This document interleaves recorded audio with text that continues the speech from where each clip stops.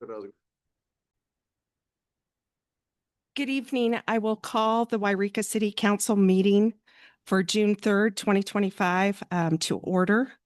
And Councilmember Middleton, would you lead us in the Pledge of Allegiance? To the flag of the United States of America and to the republic for which it stands, one nation under God, indivisible, with liberty and justice for all.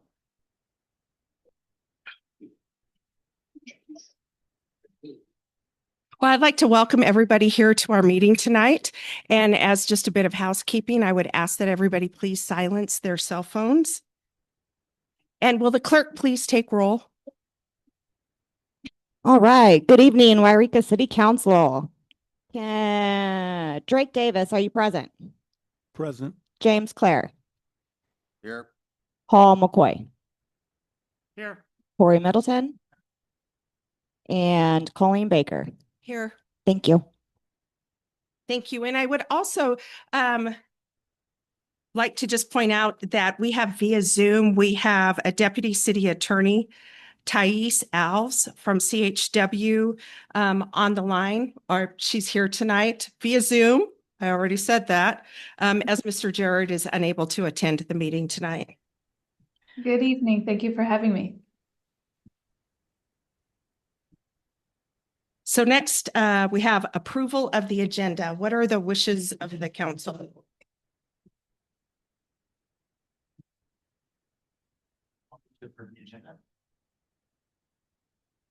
Oops, I don't think I was on. I move to approve the agenda. I second. We have a motion from Councilmember Middleton, a second by Councilmember Claire to approve the agenda as presented. All in favor, please signify by saying yes. Yes. Yes. Yes. All opposed? Motion carries unanimously. We have no presentations tonight, so next up is public comment. Public participation is welcome and invited at all city council meetings. This time is set aside for residents to address the city council on matters listed on the consent agenda, as well as those items not included on the regular agenda. If your comments concern an item noted on the regular agenda, please address the council when that item is open for public comment. The city requests that persons addressing the city council refrain from making personal, slanderous, profane, or disruptive remarks. Please speak into the microphone from the podium. The podium electronically adjusts up and down to accommodate the speaker. Please state your name for the record prior to providing your comments. Please address the council as a whole. If you have documents to present, please provide a minimum of 7 copies as these become a public record. Please limit your remarks to 5 minutes. The public comment period is not intended to be a question and answer period or conversations with the council or city staff. Do we have any public comment tonight?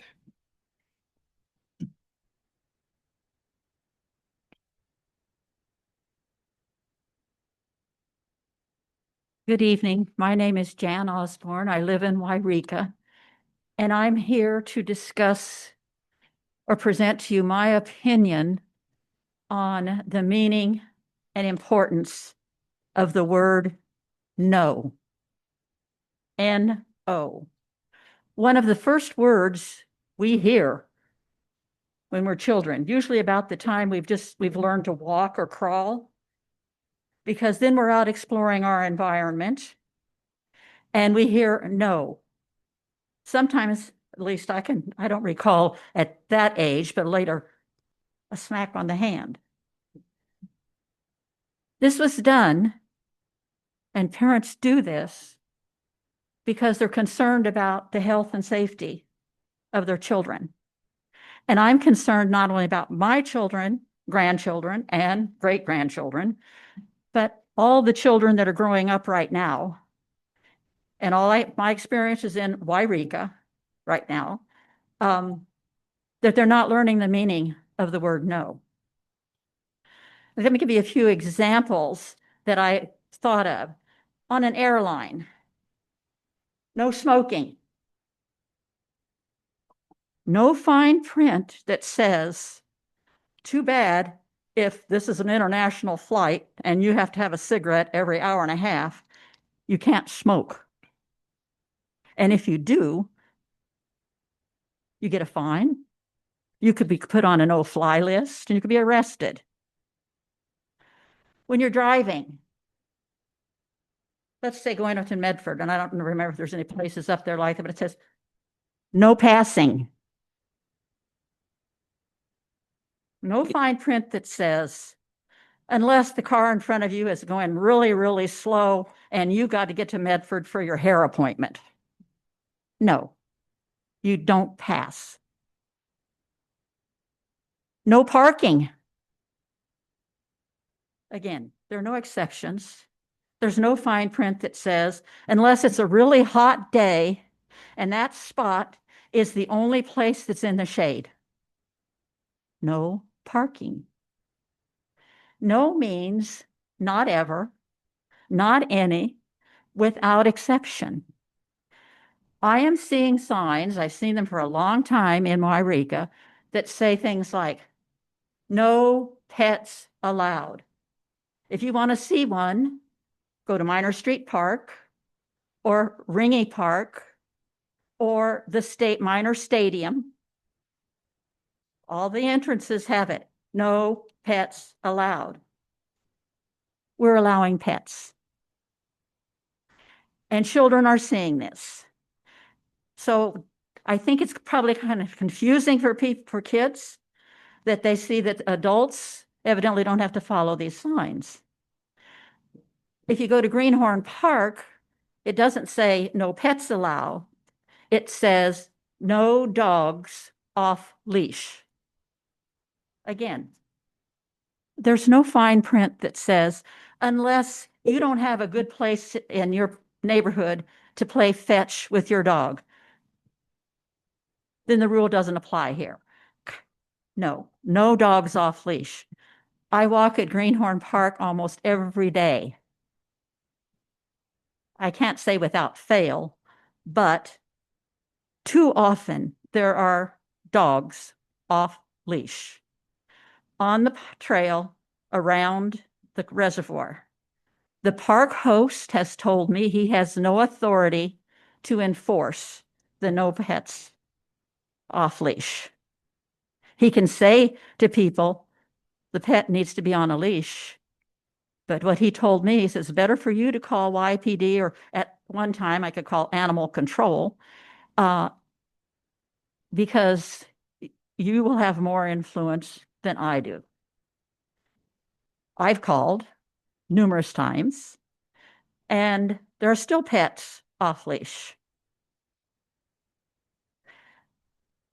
There's a sign in Minor Street Park at the skate park, and it's a pretty big sign. It's at both gates.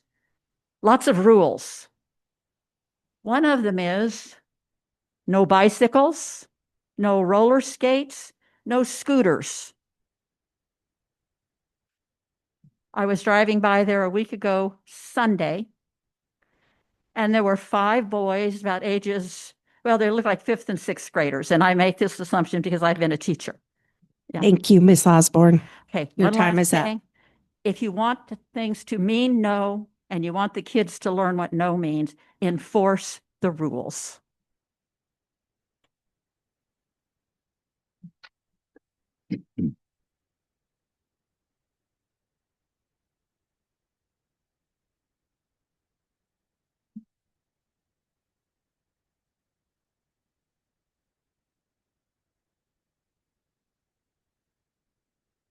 Louise Gliotto, Yreka.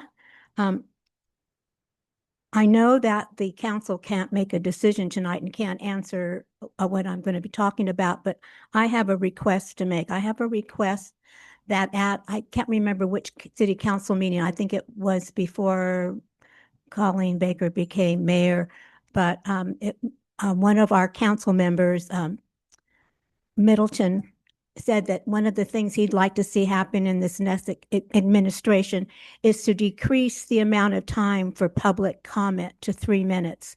And I object to that. And the reason I object to that, you can see tonight that there's very few people here tonight. Probably very few of them will come to the microphone. And I don't believe public comment adds that much to the meeting or makes the meetings go longer. Actually, what makes the meetings go longer is some of our council members who repeat oftentimes what they have to say in their statements. And so they're the ones who make the meetings go longer, not the citizens. Also, I'm requesting that you put on the agenda that you relook at I think you didn't make it a law or an ordinance. I don't know how it was done, but I would request that you would reinstate the Zoom meetings for the citizens. There's a lot of citizens here tonight that maybe would have come. A lot of the citizens that are elderly don't like to drive at night. They're also maybe they need to make bathroom stops, and there's not public bathrooms easily accessible to the public here. And I think we would have more participation by the public if we could do Zoom meetings. I know that the county allows the Zoom meetings. We don't probably wouldn't have 25 or 30 people doing Zoom or commenting on Zoom. So I would like to see the council do everything that they can to encourage public participation. The best government is government where the citizens participate. So please consider that, and I would really appreciate it if you considering putting it on the agenda so you can hear from citizens and how they feel about that. Thank you.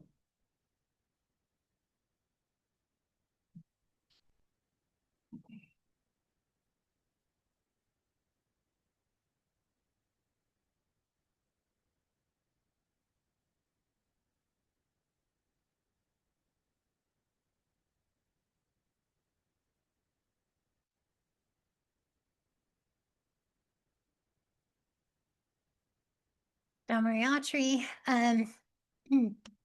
we really need to do an urban campground. I spoke to the mayor already about this and sort of was put in my lap. And I found out that I, as a citizen, am not allowed to do that. The city works with other entities to get this done, and the SDL Church, Luther and Bob Martin are willing to work with the city if they would work with them. They have that church had the big church has deep pockets, but we need it done. We need these people off the hill and we need them, but removing them off the hill doesn't remove them out of society, out of existence. That's ridiculous to think that. Just because you don't see them doesn't mean they're not there. We need an urban campground. So at the entrance of the park, Greenhorn Park, is the tree. They've been there once, but if we graded it and made it into an actual real live urban campground, like Rogue Retreat, you know what that looks like, Miss Mayor, you went. That is what we need. So it either needs to be there or at the county yard, I mean city yard, which is perfect. That row of trees is absolutely perfect. There's water. There's the old radio station could be turned into bathroom. The showers are up at the truck stop. You know, but it needs to be done instead of just having them. Because another thing is when we have a place to put them, we can enforce the rules. If you don't go by these rules, you have to get out of our city. And that's an actual thing. We can do that, but we cannot do that until we have a place to put them. And having citizens do all of this by doing the 501, that doesn't work. That's not legal. And then also we need to work on this so that we can also work on a cooling center for these people, because more people die in the summer than they do in winter. And it's going to be a hot summer, way hotter than last year. And no matter what people think of homeless people, they are human beings who do not deserve to die. Thank you. Yep.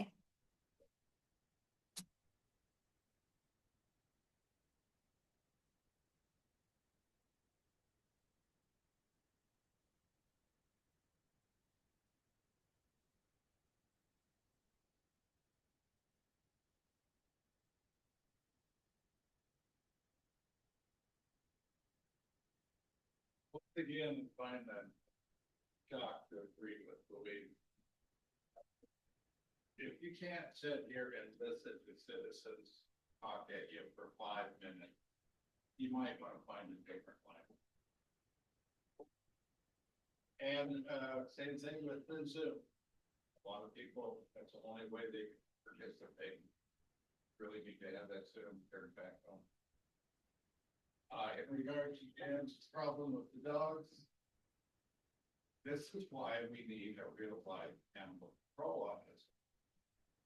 This fiction of every police officer being an animal control officer isn't working.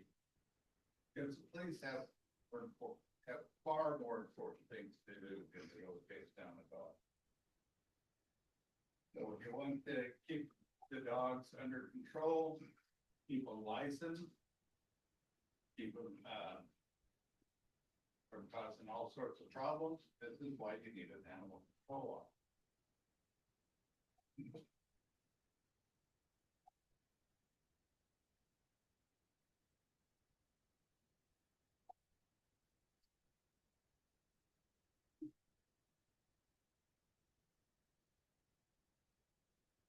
Is there any further public comment? Well, I'd like to thank each of the speakers for coming up and giving us your opinions and requests. So we'll move on with the agenda. Item 6, the consent agenda. All matters listed under the consent agenda are considered routine and non-controversial and will be enacted by one motion unless any member of the council wishes to remove an item for discussion.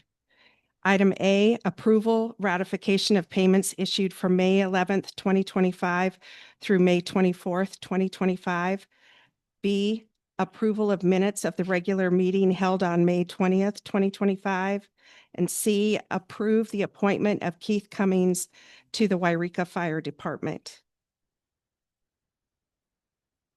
What are the wishes of the council? I move to approve the consent agenda.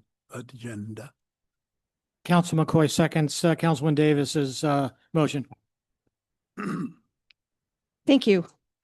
I have a motion by Councilmember Davis, a second by Councilmember McCoy to approve the consent agenda as presented. All those in favor signify by saying yes. Yes. Aye. Yes. All opposed? Motion carries unanimously. We have no public hearings tonight, so we'll move on to item 8, city business. This is the interim human resources director presenting approval of the compensation resolution for department heads and unrepresented management positions.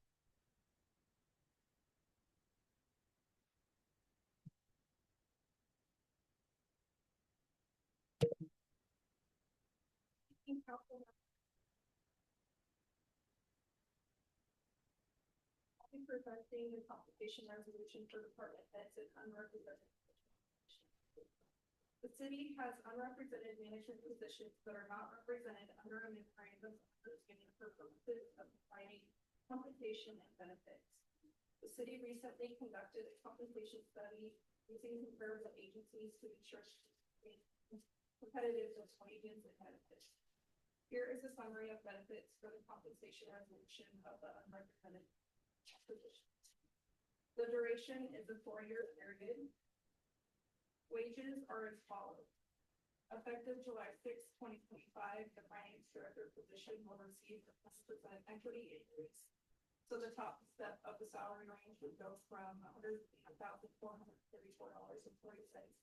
to $136,627.35. Year 25-26. This position would receive a 3% COLA adjustment for the following 3 years. So the top step would be $140,726.18 in fiscal year 26-27, $144,947.99 in fiscal year 27-28, and $149,296.44.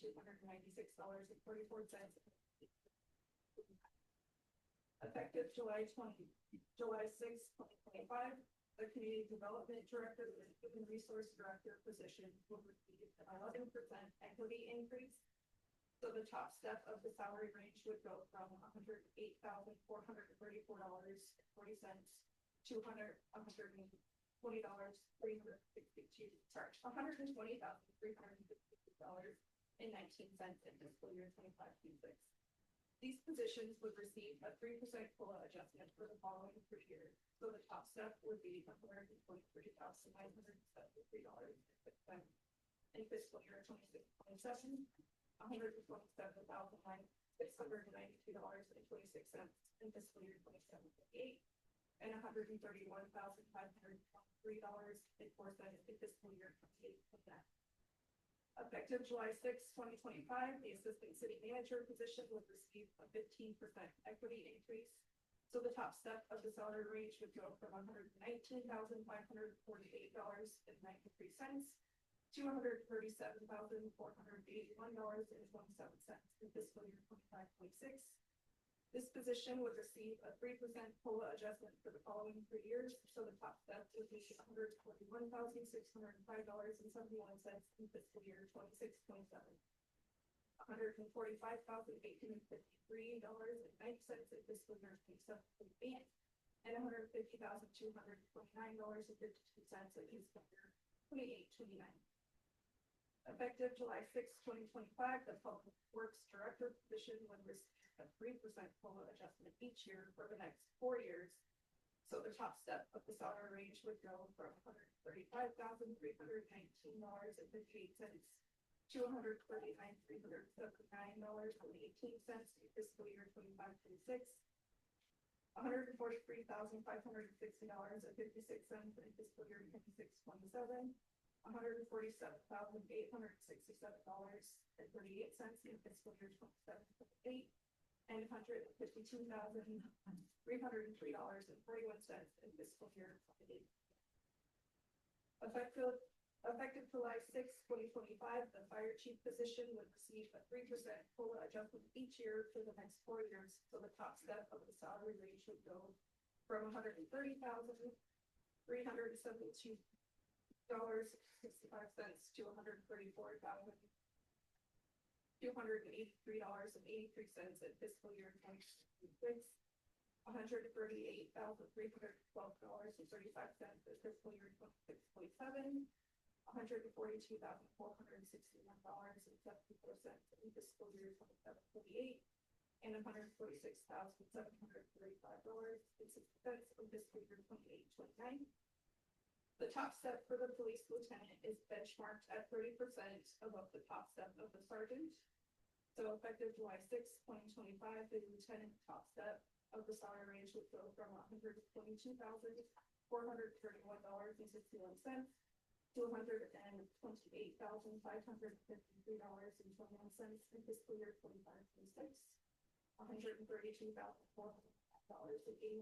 in fiscal year 26-27, $136,382.11 in fiscal year 27-28, and $140,473.58 in fiscal year 28-29. The top step for chief of police is benchmarked at 15% above the top step of the lieutenant. So effective July 6, 2025, the chief of police top step of the salary range would go from $140,756.35 to $147,836.18 in fiscal year 25-26, $152,271.28 in fiscal year 26-27, $156,839.42 in fiscal year 27-28, and $161,544.63 in fiscal year 28-29. The city's employer medical benefit is equivalent to the cost of 85% of per school. Sworn employees receive longevity pay of up to 10% of base pay based on years of service. Non-sworn employees receive longevity pay up to 5% of base pay based on years of service. There is increased vacation accrual and the addition of Cesar Chavez holiday.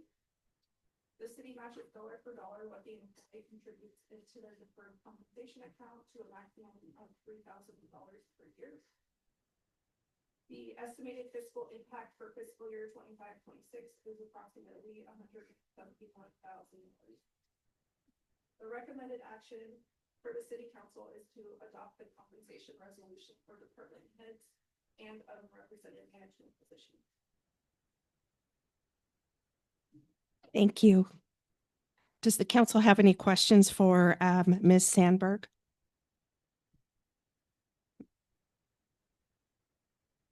I want to commend you. You did a good job with the study that the city did, comparing us to like communities such as Anderson, small communities, not big communities. I appreciated that, and I appreciated trying to endeavor to get our heads of our management, keep them in line with others. We didn't go clear up to the top, but to keep them in line with others so that we are not every 2 or 3 years reaching out to try and find somebody and then spending 20 or 30 or $40,000 to train them in the first year or two. So I want to thank you, Melissa, for that.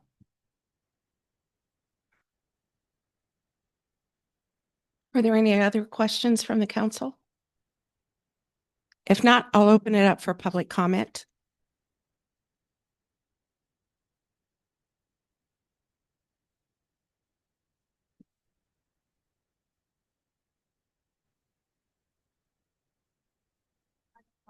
Just a question. I'd like to know what the small cities were in the studies they compared of cities were checked as to figure this out.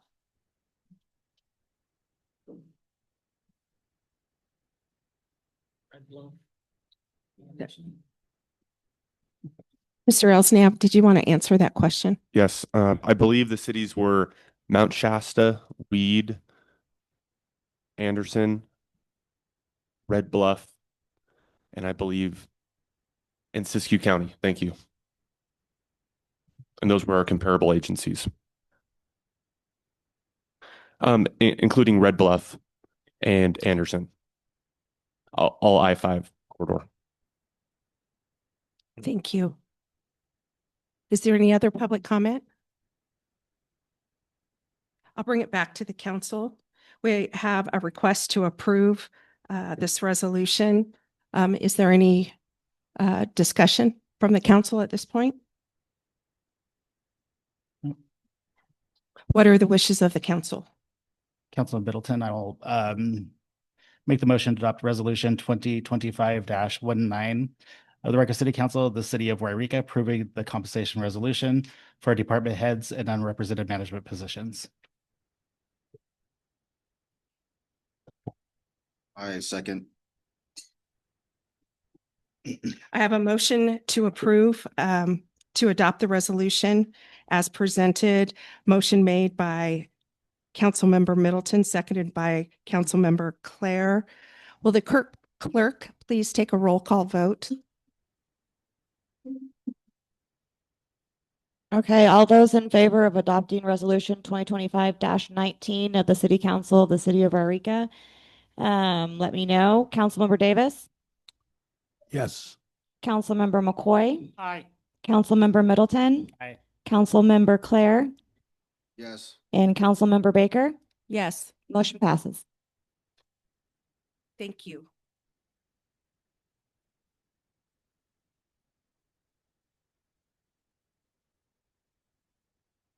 Item B under city business is discussion possible action on a motion to direct the city manager to enter into a subrecipient agreement between the city of Yreka and Great Northern Services for an application for the 2025 CDBD Subsistence Payment Program. Good evening.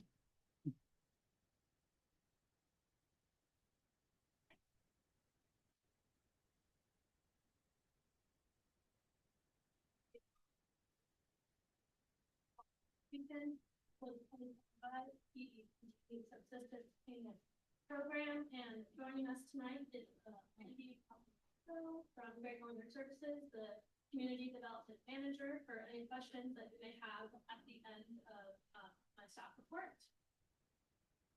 So the city of Yreka are engaging Great Northern Services to apply for a community development block grant, subsistence payment program to help low and moderate income residents with emergency grant payments during times of financial hardship. A low and moderate income resident is a resident whose household income does not exceed 80% of the county median household income, and the county median household income in 2024 was $55,500, making 80% of that approximately $44,400.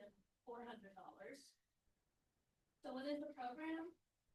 This program is for subsistence payments to assist low to moderate income households that are located within the city limits to help cover their rent or mortgage payments or their city utility payments, such as their water bills. The purpose of this program is to provide these emergency grant payments to help prevent a household or a family from losing housing due to non-payment of their rent or their mortgage. These payments can also assist families with other costs, including food and clothing. Great Northern Services would work with our staff to develop the program guidelines and what the assistance could be used for. So how much money are people eligible to get? This would be up to staff and the council. According to my discussions with Brandy, there is no minimum or maximum on the assistance amount. However, Brandy does suggest assisting the client with $1,000 to $1,500 in payments. And assistance can be for up to 3 consecutive months. And in terms of when this award would be announced, the CDBG process is a bit slower than some of the other agencies. So it's anticipated that they would be announced June of 2026. Which would mean that the program would start sometime between the fall 2026 and January 2027. I have a little blurb here about Great Northern Services in case anyone's unfamiliar, but they're an economic development and community services nonprofit that offer programs such as home energy assistance, weatherization, senior nutrition services, and grant management services. GNS has worked on similar subsistence payments programs like this one that we're presenting before you tonight in the past, including the CDBG CB23 subsistence payment program that was administered during COVID-19, and that program distributed over $1.3 million in payments to vendors on behalf of Siskiyou County residents.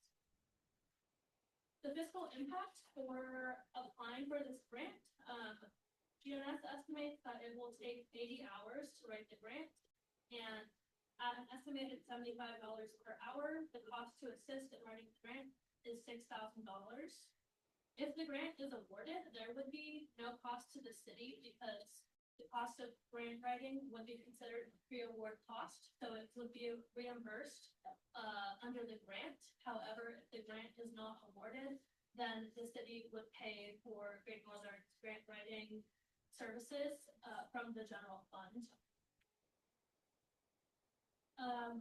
Once again, the recommendation before you is a motion to direct the city manager to enter into a subrecipient agreement between the city of Yreka and Great Northern Services for an application for the 2025 CDBG subsistence payment program. And with that, I will open it up to questions and invite Brandy up if there's anything I missed. Thank you. Mr. McCoy, do you have any questions? Not at this time. Thank you.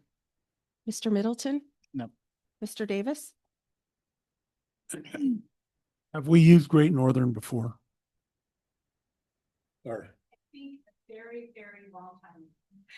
It's been a long time ago. So you were, all of the jurisdictions within Siskiyou County were part of the COVID money.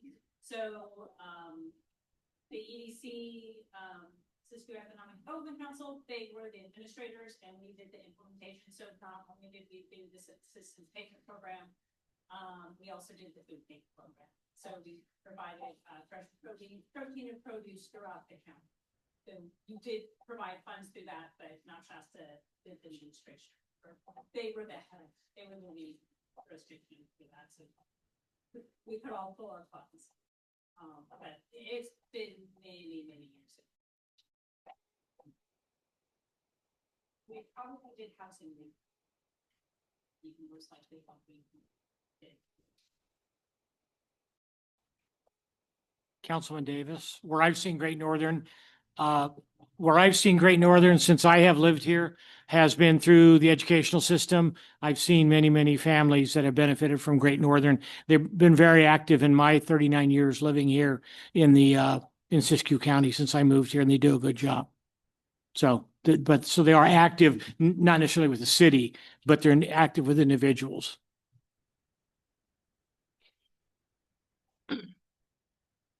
Mr. Claire, do you have any questions?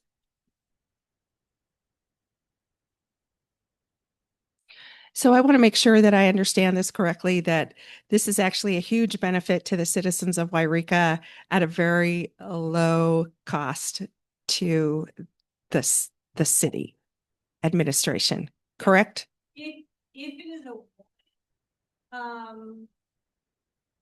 the only cost would be for processing the payments and for administration to submit reports. We generally do all the reporting. We can't actually submit the report. I don't submit reports. The jurisdiction would submit the reports and they have to review it, make sure that they're correct. They work with me on reporting.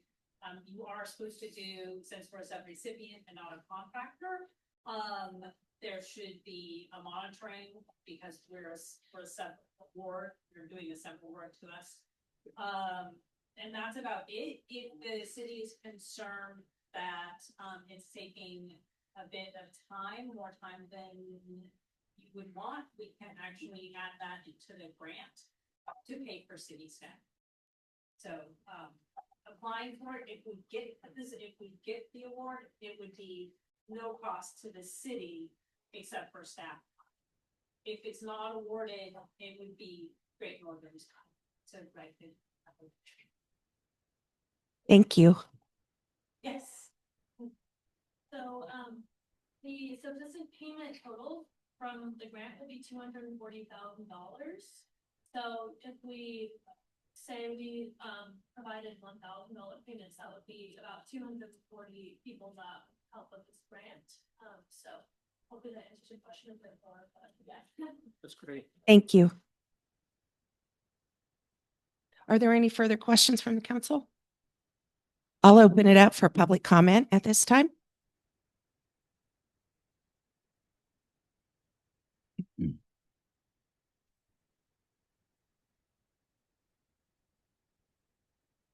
There being no public comment, I'll bring it back to council for discussion. Councilmember McCoy. I would like to be the first one after discussion is over to make the motion when you end discussion. Is there any discussion? What are the wishes of the council? This is Councilman McCoy. I would make the motion to direct the city manager, John Elsnab, to enter into a sub-recipient agreement between the city of Yreka and Great Northern Services for an application for the 2025 Community Develop Block Grant. What's the fourth word? Block. Yeah, also known as for this purpose, CDBG, Subsistence Payment Program.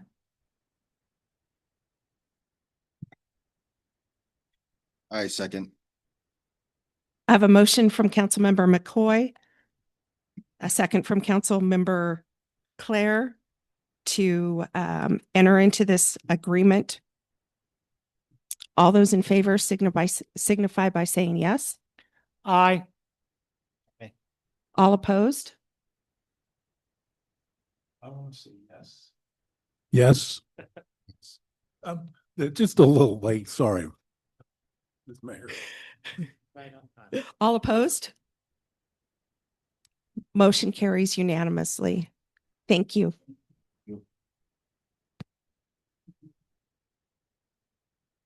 Item C is a discussion and possible action on adopting a resolution authorizing the city manager to execute a professional services agreement with Larry Walker Associates for environmental engineering and consulting services to assist the city with developing and implementing the Yreka wastewater pretreatment program in an amount not to exceed $142,253.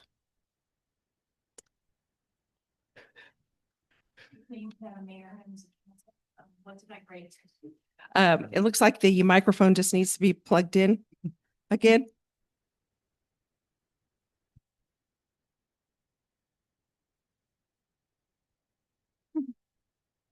Should we try that again? Madam Mayor, members of council, Cindy Lynch, your municipal projects manager. As the mayor said before you tonight is a request that you adopt a resolution authorizing the city manager to execute a PSA with Larry Walker Associates to give us consulting services to assist the city with developing and implementing the Yreka wastewater pretreatment program in the amount not to exceed $142,253. The federal and state pretreatment program gives regulatory authority, the EPA, states, and city governments to control discharge of wastewater by industrial users, which is non-domestic users, into municipal wastewater treatment plants or publicly owned treatment works. Industrial wastewater pretreatment involves removing harmful contaminants before discharging the wastewater into municipal sewer systems. And due to the ever increasing state oversight of water resources and pollutants into waters of a state, the city is being required now to develop and implement its own comprehensive ongoing wastewater pretreatment program that complies with government code. So in February, the city published an RFP looking for a consulting firm that did environmental engineering for this program. We received 2 submissions and reviewed them, and after reviewing, staff's recommending Larry Walker Associates of Davis, California. They have decades of experience with this kind of work. They've assisted Reading with their wastewater pretreatment program development, and the professional service agreement, as it's designed, will work through the entire scope of work from beginning to end of the pretreatment program. That'll help us develop it from the bottom up, help us with the ordinance, help us with regulatory agencies, assist with forms and developing a plan to enforce, and assistance and on-call services after the program establishment is complete, so that we can continue to receive help when we need it. And the fiscal amount of $142,253 for the help comes from wastewater reserves. It's been addressed with the finance director, and it's in the next year's budget. City staff hours obviously would come from regular wastewater just to implement and help with the program. And if you have any questions, I'm here. Otherwise, wait for your decision. Does the council have any questions?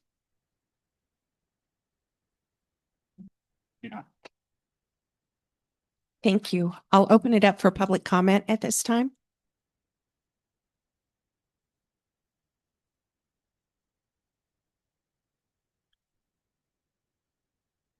There being no public comment, I'll bring it back to the council for discussion and action. Is there any discussion? I have a question before. Does Mr. Walker and Associates are they a specialty organization in wastewater treatment plants? They're environmental specialists, and they do all kinds of wastewater and EPA regulatory type, all kinds of. Yes. So, To answer that question, yes, their specialty. so we're just employing him for this particular job. Yes. Okay.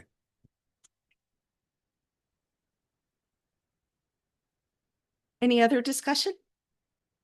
What are the wishes of the council? This is Councilman McCoy. I move that we make a motion to adopt, make sure I'm getting it right.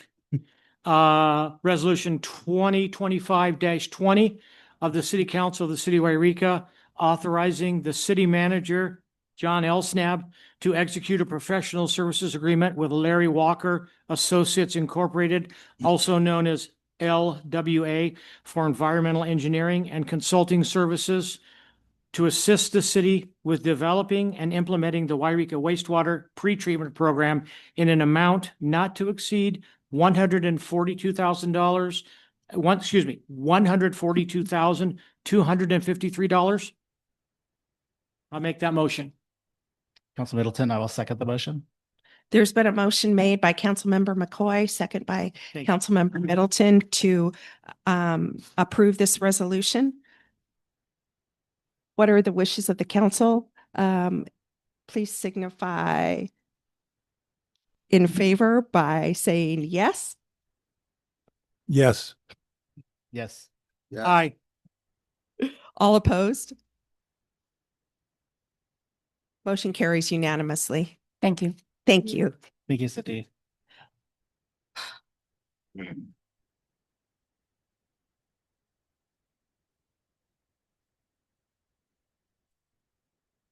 Next on the agenda is item D from our Assistant City Manager. This is the General Plan 2044 update, Land Use Element Zoning Code update, and Design Standards draft discussion. And this is a discussion only at this time. Correct. There's no action requested of you at this moment besides your input.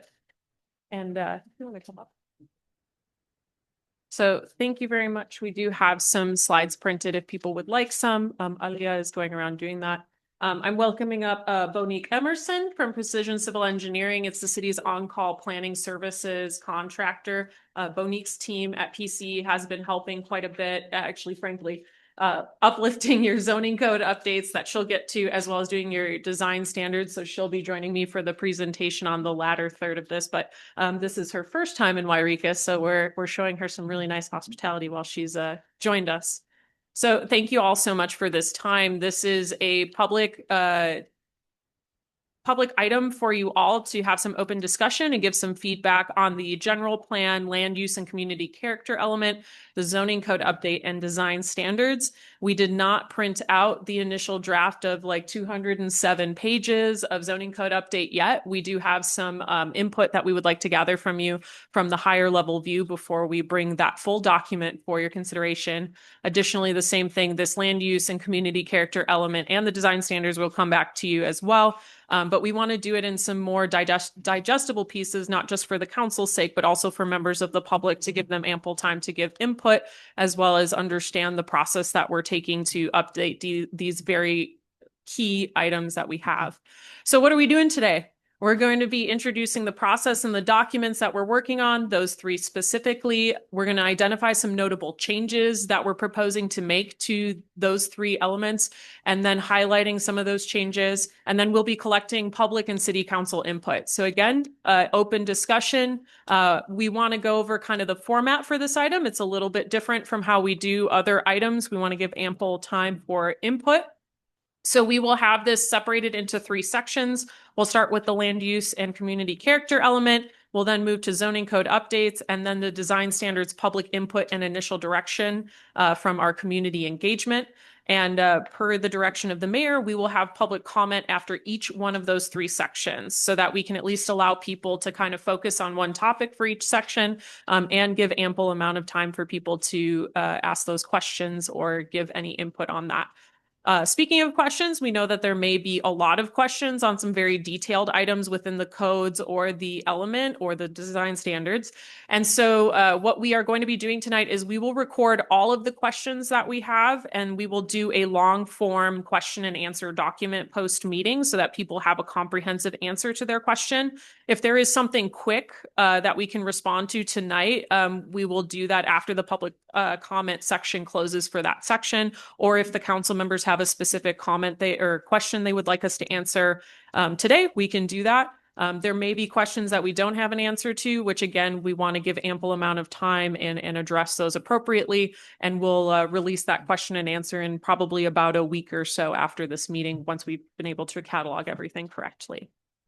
So things to note about this as we move forward. This is an initial draft. Just to be really clear, the direction can change and most likely details will change. So as we move through this process, it is not a final thing. We will have more public engagement, which is item number 2. This is just one of a couple different ways that we'll be collecting input on these items. And we will have other items for you to discuss as well. So this is not the end all be all moment for you. We will actually be doing this exact same presentation for the Planning Commission this month as well to garner their input as well as garner more additional public input. Finally, these are long range documents. So for the general plan, we're talking to a time frame of 2044. And then for the zoning code, typically your zoning codes have about a 5 to 10 year lifespan. And so some of these may be long-term goals and visions for the city, which we'll go over here shortly, and they may or may not represent the current here and now. So if there are certain things that you see that aren't in there that currently exist, that you want to continue into the future, this is definitely a time to discuss that. But please understand that when we go through this, the general plan especially is very aspirational in kind of the tone of that. So with that, we'll go into land use and community character. So we've added community character to this element because there has been a large focus in design that we received from public outreach as well as direction from the council previously. So again, we're developing those design standards, which a portion of those design standards are required by state law. So the state does require that housing complexes that are affordable in nature be evaluated on an objective scale as opposed to a subjective scale. And we'll get into that a little bit more as we move forward. So going back to it, this is our 2044 vision, which the City Council approved. So this is just to remind everyone where the context of these amendments are coming from. So yes, we do understand there are certain state mandates that need to be included within these updates. So if you'll remember from the housing element update, there are certain programs we have to continue to do or start to do. Same thing goes for the land use and community character element. But from there, outside of those state mandates, it is ultimately up to the direction of the council of what you would like to see for the city in the future. And so we went through a visioning process as part of the general plan update. We presented this to council and got that approved, had input from the Public and Planning Commission as well. And so this is kind of the lens in which we view things. So again, whether they're rose colored or teal colored is really set by you. And this is essentially the color that you've decided on. And that's okay. It gives us a better opportunity in the planning realm to understand what your priorities are and to recommend programming that's focused on achieving this 2044 vision. In addition to this vision, there were a couple of guiding principles that you guys approved as well. There are 7 total. This is very small, but I can run through it. Again, a lot of it is focusing on creating healthy and safe community, a clean community, balancing fiscal responsibility, without limiting opportunities for individuals and business success, removing barriers to providing healthy, sustainable, and local food through agriculture at the household and large scale level, exploring the identity and cultural heritage of the city and the events around it. Creating flexible regulation and programs was something that was very strongly suggested by members of the public, having something that's easy to read, easy to use. And finally, developing, maintaining exceptional recreation options, as well as having state-of-the-art healthcare options. If you'll remember, health was a very strong focus of nearly every demographic group that we had participate in this section, including the school-age children. So with that, the general plan land use and community character element can kind of be summarized as your physical document that is part of your physical development of your community. So it asks the question of you, what kinds of development are allowed? What kinds of development are not? Where can those developments go that are appropriate, for property situations, performance, or even, if you want certain things in certain places, how intense can that development be? Do you want 12-story buildings, 4-story buildings? Do you want several buildings on one property or one large lot kept vacant? That is all addressed in this document. And again, that document is looking to achieve a 20-year goal. And so finally, we look at how will this element ensure development grows in a way that meets the vision as well as benefiting the community. So these are all of those questions that we're trying to answer with this. And so we'll move into some of our recommendations based on your guiding principles and your vision. So we'll start with cultural heritage. And so this was a big thing for a lot of people within the city of Yreka. And so some of the ways that we will see that through the land use element, I'm not going to keep saying community character because it's a lot to say. So identifying these historically significant places and preserving them. So that includes natural sites, that includes indigenous sites, that includes our historic downtown, as well as other historic event locations within the city. It's creating land use designations that respect the historic pattern of the city itself. We've gone through a number of different patterns of expansion throughout the years with the gold rush, as well as the advent of the automobile and the creation of Interstate 5 through the city. Those all have influence on your land use patterns. And so we want to respect that moving forward and kind of highlight those as assets rather than just things that exist within the city. We're establishing design criteria that we'll talk about in the design standards that reflect your local architectural traditions, designating spaces for cultural museums as well as interactive spaces. So if you think about the park that we have on Minor Street across from the Carnegie Library, having those types of assets within the community that are maintained as well as done in a way that really brings an educational and cultural factor to the city, makes it much more engaging for tourists as well as residents. And then recognizing the importance of landscape and view sheds as part of this as well. Although not a strong interest of people did state that the surrounding landscape is a defining factor of the identity of the city of Yreka. So we do want to respect that as we recommend design standards and land use patterns. So one of the other very important things is supporting social connections. And so as we move forward with the land use element, some of our recommendations are to enhance neighborhoods and ensure everyone has access to outdoor civic spaces or recreation spaces, and that those are high quality community spaces, making sure we have a network of those that people can leave their home and really experience the city in a very supportive way. Second is a mixed use designation or development, which ensures that residential, commercial, and recreational features create a very interactive neighborhood. So one of the reasons why we're recommending this type of change is that these types of neighborhoods, which is kind of more your historic downtown, really solicit very impromptu connections with people. So you see people passing on the street saying hi, and you end up having these kind of, discussions with people. And that is what a lot of people resonate with in terms of like the rural community. You really like to walk down the street in the morning and say hi to the person who passes you and feel safe doing that. And so these types of neighborhoods having residential above commercial spaces, which is again, what your traditional downtown Minor Street looks like, expanding that along Highway 3 and having some more of that mixed use development will hopefully create more of that neighborhood feel as opposed to segregating people out into different land uses. So that's something that we're moving forward through the documents that you'll see with the land use element or the zoning code as well. And finally, designating and developing properties for social activities. So ensuring that you have ample places to put events, farmers market, some of these more kind of pop-up temporary events that really increase the amount of social interaction that we all have.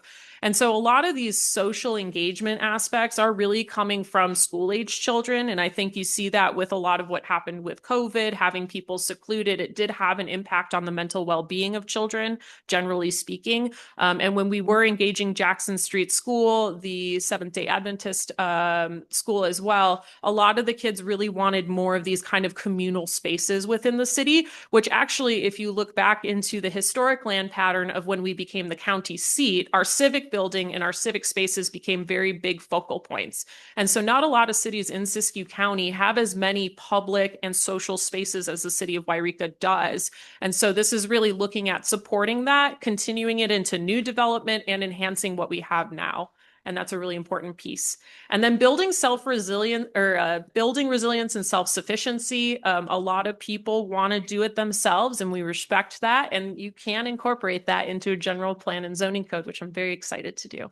So this is diversifying the city's economic base, not relying on just government jobs or just retail jobs, but it's ensuring a diverse portfolio of types of jobs so that as people grow, they can take an intro level job, then they can work their way up and work throughout the city without ever having to leave the city. And so having appropriate business areas and different scales of businesses will hopefully give us that ability to allow people to stay within the community if they so choose.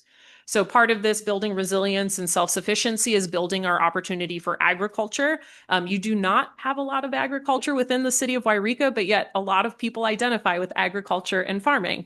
And so one of the things we want to do is preserving that agricultural heritage by allowing different scales of agriculture within the city that are appropriate. So we're not talking about allowing farms in single family neighborhoods, but we are talking about how do we release some of our development standards to allow people to have home gardens, to be able to do that in their front yard or in their side setbacks. So right now we have a very strict code that does not allow that, but allowing people those opportunities of taking control of their own food production, thus increasing their food security. But this would also look at, not just personal scale, but also small scale farming operations where it is more appropriate in the outlying areas of the city.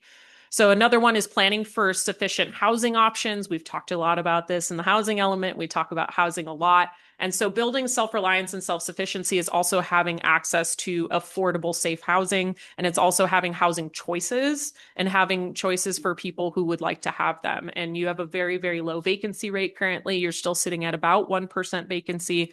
We do want to get that up to around 10 to 15%. To put that in perspective, the city of Dunsmuir's vacancy is 37%. So again, very different issues between those two cities. So we have not enough housing stock in different areas. And that's something we need to improve to allow people to access that for us.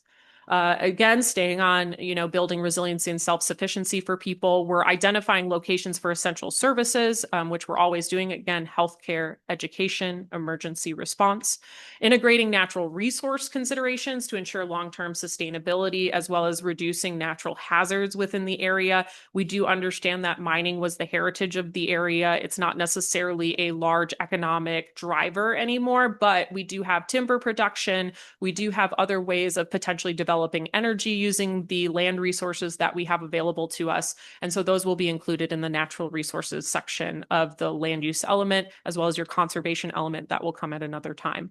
So the final thing for this part to further your guidelines is designating appropriate areas for infrastructure that supports community self-reliance, such as household and local energy production. If you'll remember from the visioning, energy was the next biggest thing besides healthcare that people were really interested in, especially kids, which is a really fascinating thing for me to experience because energy production and supply chain tends to be a pretty complex topic. But when we did go to Yreka High School, that was something that they talked about was fuel production. It was looking at energy production. And then as we all know, with the current Pacific Power increases in bills, energy is going to get more expensive. We don't see it decreasing typically in price. And so we want to increase people's self-reliance and self-resiliency by giving them the opportunity to produce their own power and the community's power as well. So going through, we have some proposed land use designations. We kept it very simple for the land use element. So we're looking at resource management and environment, economic centers, community neighborhoods, civic health and cultural centers, and public facilities. And so the first one is our resource management and environment. So there are a lot of statutory requirements to have this type of land use designation, specifically timber and mineral extraction. So these areas would promote that resource efficiency. So one of the things that is within the land use element right now is that we're not advocating against any type of resource extraction. What we are advocating for is for proper management of those resources. So again, we're not discounting timber. We're not discounting mineral extraction. We are leaving the door open for that right now because that was seen as an economic diversity piece as well as a cultural heritage piece. That being said, logging operations, when managed efficiently, actually can lead to better wildfire resilience. They can lead to sustainable resources that we can use for future building or future production for exporting to other areas. And so logging can be a very good thing economically as well as environmentally if done in a manageable way. Canada has some great timber management practices. It's doable. This is also to increase access to outdoor spaces that are natural. So again, think Greenhorn Reservoir, trying to have these more natural state spaces. Some people prefer very manicured recreation spaces, which we will talk about in another land use designation, but allowing for that diversity in recreation was really important for members of the public going through the visioning. So again, also looking at our long-term resilience, looking at management of these natural resources to ensure that they're not going to be a detriment to the community. Again, managing for hazard mitigation, which we'll talk about at our next city council meeting and get into that piece of it. Economic centers is essentially how it sounds. This is looking at where most of your jobs are located. So this is going to be designating a variety of different areas for different types of economic centers. So you see here, we're going to be focusing on your traditional downtown, making sure that outskirts of the city of Yreka complement that downtown and don't detract from it. So one of the things we always have to balance in economic development with land use is we want the newest best thing like a Trader Joe's or a Lowe's, but we don't want it to put your ma and pa Ace Hardware out of business. And so we want to make sure as we do this, we're balancing those economic centers, starting with your traditional downtown and what you have right now. We're looking at agricultural zones. Again, these would be in the outskirts of the city that are closer to county land, looking for opportunities for that. You do actually have a meat quartering facility over on Philippi Lane that would be part of this agricultural enterprise zone. So we're not just talking about farming, but we're also talking about these agriculture adjacent industries. And one of the things we also talk about within the land use element is our regional connection with the rest of Siskiyou County and other cities. As a small jurisdiction, it's incredibly important to look at these regional kind of partnerships to make sure that we're complementing them and not competing against them. And so since we do have quite a bit of ranching within Siskiyou County, it's very important that we as a city on Interstate 5 provide industrial or commercial zoning to allow for complementary quartering, processing, and other types of uses for those agricultural uses in the county. So we're never going to really have multi-acre ranches within city limits, but we can provide economic opportunity and connection to them to be able to process that. And that would benefit both the county and the city to do those types of zones. So flexible mixed use again, one of the other things to mention about this is that having some flexible uses where you have smaller kind of your ma and pa type store, your hobby stores, they really benefit by being very close to residential areas. So being able to walk to go get yarn from a store is really going to add to not only your economic base, but it's going to add to the lifestyle of that individual who's walking to those very accessible shops. And so these are shops that we're looking at very small scale. Development is not going to be very intense on these types of things, but making sure they're all complementary when we do that. Finally, we're looking at resource-based businesses, as I've discussed, and then cottage industry businesses. So one of the things within the zoning code is our home occupation permits. So those will get a facelift. They have not had a good facelift in quite a long time. But we want to ensure that when we're doing cottage industry-based zoning, allowing people to do home-based businesses, that those businesses complement the neighborhoods that they're in and do not detract from those neighborhoods. So we want to leave that door open, but we also want to acknowledge that, some of your neighborhoods, it may not be as appropriate for certain types of home uses. So again, looking at small scale manufacturing as well, that's a really big thing. You think of Etsy and people making jewelry or people making different kinds of scarves or outerwear.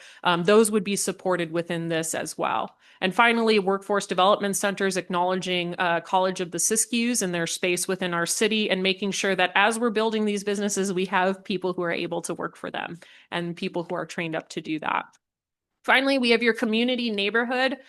We call it community neighborhood and not residential because it has other things listed into it, especially your civic plazas or parks or different amenities such as those trails. And then this is mainly going to be your residential type of land use designation. And then that is also focusing on your housing options that come out of your housing element. And so really what we're focusing on is offering housing choices in community neighborhoods that are built for everyone. So we're looking at all ages. We're looking at people who are above 65. We're looking at people below 5. And we're looking at what types of features can we put into the neighborhood that gets people out, gets people walking, which is a healthier lifestyle, which again goes back to the guiding principle of health and state-of-the-art health care. And so again, also respecting that rural character, understanding that people will want larger lots and live on the outskirts of the city and have kind of a quasi-country living aspect that will also be accommodated in this community neighborhood. So going back to it, we talk about mixed use and we talk about integrating some commercial uses. Those would not be integrated into areas that would be considered commercial neighborhood or community neighborhood. Those would be focused more on your economic centers. Those would be closer to Highway 3. So community neighborhood as a whole would rely heavily upon your residential and your parks and open space types uses. So finally, we have civic, health, and cultural centers. This designation recognizes the interconnectivity of community well-being. Civic centers, recreation centers, your new Fairchild emergency room is up here. Your proposed Ringy Pool design is up here. And your educational services would be under this type of land use designation. So making sure that there are pieces of this land use designation throughout your community to allow for kind of those bigger centers that people can get to, you know, and not have to drive all the way over to the other side of the freeway.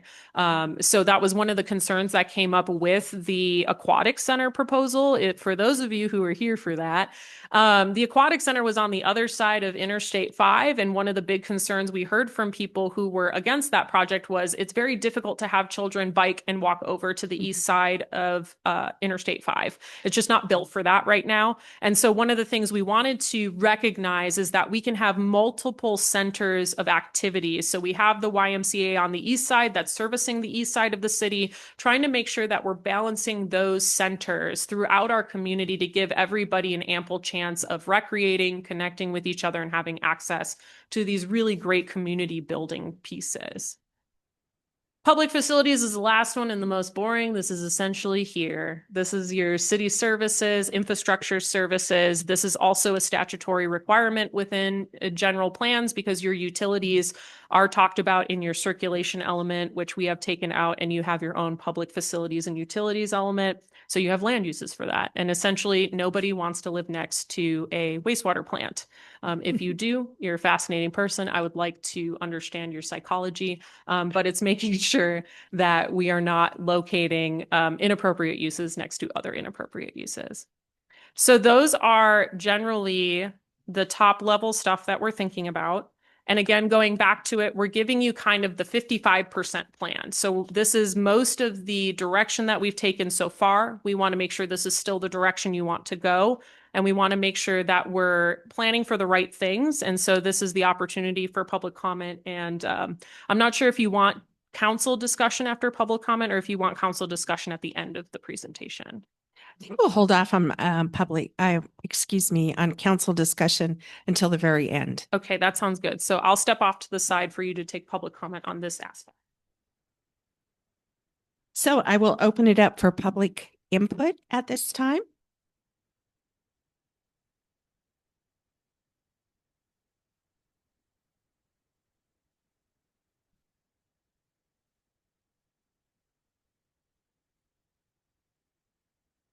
I'd like to know a couple things that I'm not quite understanding. All this mixing of things so people can walk in their neighborhoods. Don't we already have that in Yreka? I can walk in my neighborhood and I can walk all over Yreka. If I, you know, there are some people who can't because of disabilities, but I'm hoping this is not going to a thing where there's going to be putting multifamily homes in my single family neighborhood. I know there's been a move in many areas to get rid of single family neighborhoods. And I hope that's not where this is going. And also, the thing about the cottage industries and somebody having a business and next to the residential. I hope that that can be, if that's what is decided. I don't know, there weren't any examples of what a cottage industry would be that somebody would put in a residential area. But I think that there could be things that were noisy and I wouldn't want it next to me. But it's very open right now and there's not much clarity about what all this means. And I'm just going by what a lot of things that we talked about when we were doing the housing thing. There's so much of it that I was opposed to because it's, again, the single family neighborhoods. And I think that's very important. To me, Yreka is a great place for community. When I walk downtown, I say hello to everybody I pass, even if I know them or not. I mean, I think we already do that. And when I'm at Greenhorn, people do that. So I'm anxious to hear all the details before we decide on this, especially how the zoning is going to change, because I like the zoning that I have right now.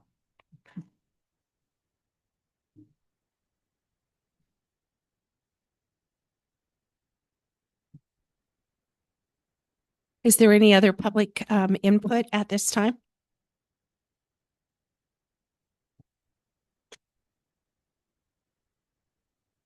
Yeah, and I can address that question. It's a very easy one. As I stated in the presentation, the community neighborhood, so going back to it, is very focused on really just promoting healthy lifestyles through integration of parks and recreation and open space, and then really focusing on housing options for people.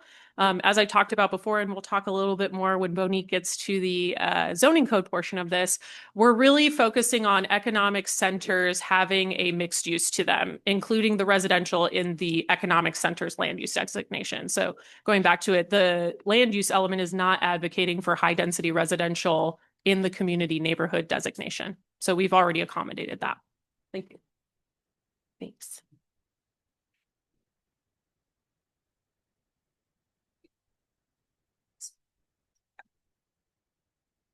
Good evening. Again, my name is Monique Emerson. I'm a consultant planner with Precision Civil Engineering, and we've been working on the city's zoning code along with two other titles within the municipal code, which I'll touch on as I go through this presentation. So first off, I wanted to start with just describing what a zoning code is. So one of the key points is that it's an implementation document and it implements the general plan. So you establish all of these policies, you're changing policies within the general plan. We'll take that general plan and we'll implement a lot of the policies in the zoning ordinance. The zoning code is a legal framework and it regulates land use and development.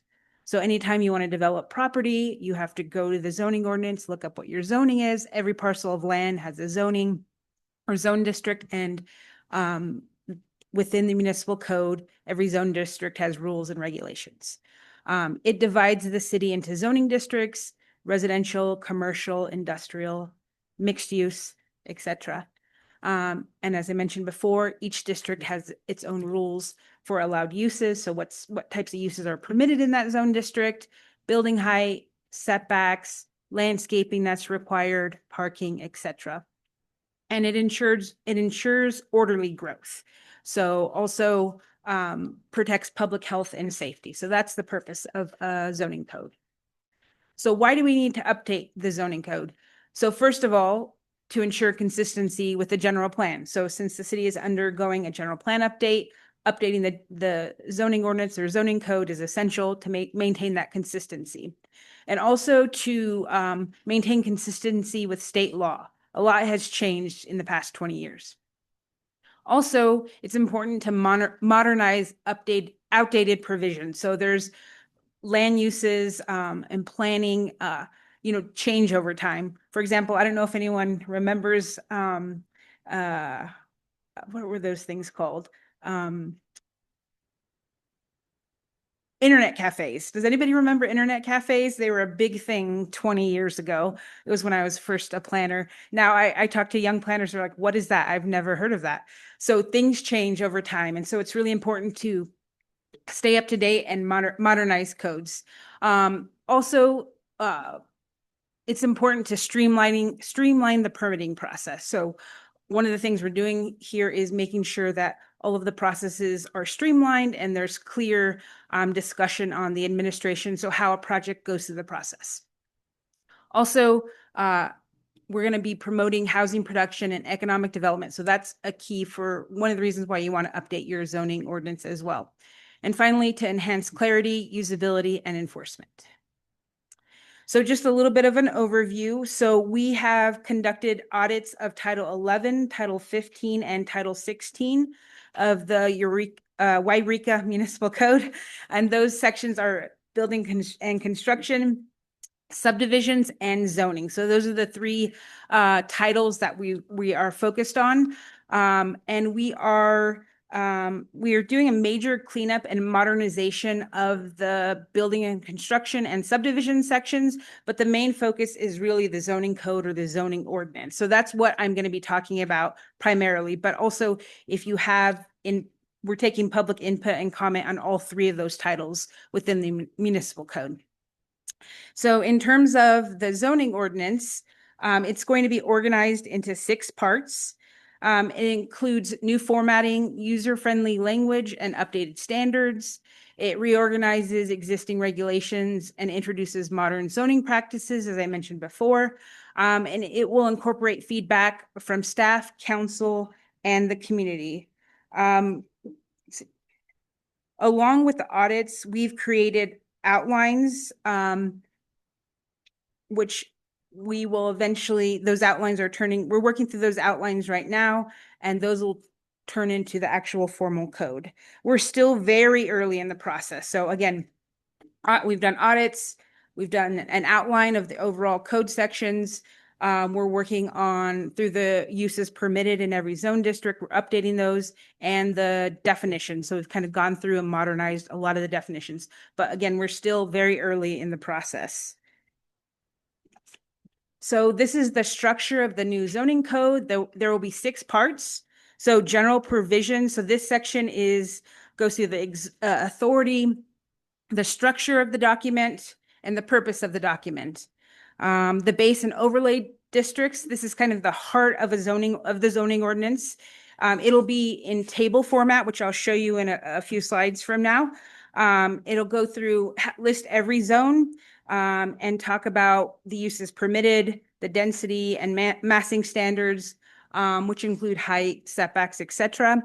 The next section, part 3, is regulations applying to some or all districts. These are things like fencing, lighting, parking, and also very specific use types that require special regulations. Part 4 is the administration. So this outlines the different planning permit types. For example, site plan reviews, conditional use permits. So it goes through all of those and the requirements for those types of permits. Part 5 will be the housing section. That'll go through incentives, density bonus, and go through specific housing types like accessory dwelling units and single room occupancy type uses. Finally, part 6 goes through all of the definitions. So this is primarily land use definitions within the zoning ordinance. So some highlights from key sections. So as I mentioned before, there will be new use tables for each district, updated development standards, the RPO and CPO, which are residential professional office. So these are the 2 office districts within the city are being amended to allow for more housing. There will include expanded housing options, as I mentioned before, ADUs, SROs, that's single room occupancy, farm worker housing, and tiny homes. A lot of these additions are coming directly from the programs that are called out in your housing element. So they're things that are mandated by the housing element, and we're implementing them through this zoning code update. Improved procedures for permits and appeals, and then new landscaping, parking, and site design standards. So this, the next two slides kind of highlight the changes, one of the changes that we're making to the zoning ordinance. So as you can see, this is the current code. So it lists the following uses are permitted and it's a list type. Yeah, go ahead. So I wanted to make sure that we talked about this. This is your actual code. It's very hard to implement because one of the things you'll notice, and it is very small here, but I will read it for you.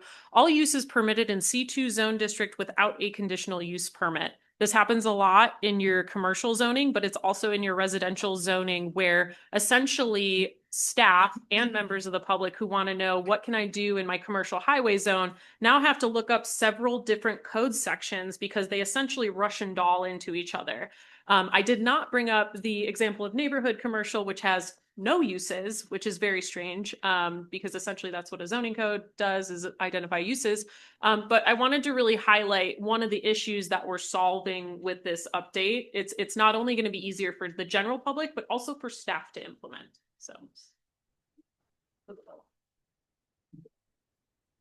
So yes, and as a planner who formerly worked at a counter for many years, and when I first started, the zoning ordinance that I used was this type of zoning ordinance, and you're flipping back and forth, going all over the place to try and figure something out. So that's as opposed to this example here, which lists zone districts and uses in a nice table format. And you could see, is it permitted? Is it not permitted? Is it permitted by right or with a conditional use permit? And are there special regulations? So all of that is very clear, and it's very easy to go to your zoning, go down, look for the use and figure out, is it permitted? And if it is, what are the requirements? So that's a huge change that's coming with this zoning ordinance update. So just some highlights from key sections. So some of the specific changes will be the residential agriculture will include more ag, as you mentioned before, Juliana mentioned before. Did you want to talk through this, Juliana? Yeah. Excited about this one. So this is directly from your land use element and your visioning process. So surprisingly, your residential ag zone does not really have any ag. So we did add a lot more agriculture to this. Your agriculture zone are your larger lots on the outskirts of town. They do not require a lot of improvements to operate them. They're kind of essentially a county interface zone. But we felt with the food system production piece that's in your vision and guiding principles, we should probably put agriculture and residential agriculture. Low density residential, I really wanted to call this out because this also addresses the comment we got earlier. Low residential will not change outside of state mandates. So we are going to be reducing some of the setbacks and making them more flexible like all of the other regulations that we have available, but we are not touching any of your low density residential zoning. So again, besides state mandates. So state does require us to allow certain types of new housing within those areas, and those are called out in the housing element. And again, those are state mandated, but we have not touched it other than that aspect. Finally, the mixed use combines that residential professional office and commercial professional office, which essentially are already mixed use zones. So really what this does is it consolidates them into one zone because frankly, they're not that different. It's really difficult, honestly, as a practitioner to be able to determine the difference between the two of them. But they will just be combined into one mixed use zone. And so if you do take a look at the city's current zoning code map, you'll see exactly where those mixed use areas will be. Most likely that map is not going to change much. And so most of those RPO, CPO areas are frankly kind of this neighborhood right here between Oregon and Highway 3. And then finally, your medium and high density residential will have some higher densities, but they will mainly match your historic densities. So what we did was take a look at the actual satellite imagery of your historic downtown, and we calculated the number of units per acre using your historic downtown, and those will inform the densities within medium and high density residential. And so again, we did not touch low density residential. We are leaving it as is with a couple of minor updates to meet state mandates, but medium and high density residential, which are strictly really along Foothill, Fairlane is mainly industrial, but Foothill and Highway 3 in Oregon.